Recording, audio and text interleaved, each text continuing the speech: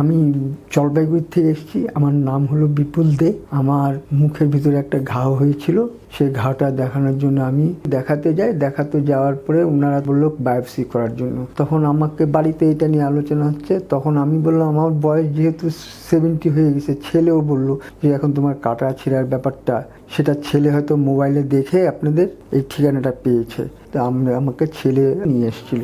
তারপরে এখানে দেখানোর পরে আমার সমস্ত যে রিপোর্টগুলো ছিল এখানে জমা নিল, সমস্ত এটা জিজ্ঞাসা করলো। জিজ্ঞাসা করার পরে উনি বলল যে আপনি এটা খাবেন না, ওটা খাবেন না। সেটা আমি করার পর থেকে আমার এখানে যখন দেখাচ্ছিলাম সেখানে খুব একটা এরকম শক্ত একটা ইসের মধ্যে করা ছিল।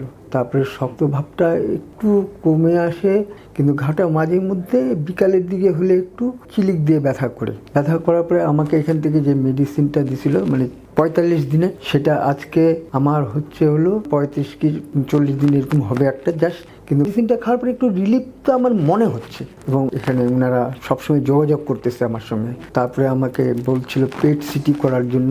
পেট সিটিটা করে তারপরে এখানে আবার যোগাযোগ করি। যেহেতু আমার মেডিসিনটা আর বেশি দিন না, এখন মেডিসিনটা কি পরিস্থিতিতে আবার কি মেডিসিন দেবে কিনা, যার জন্য আমি এখানে আসা।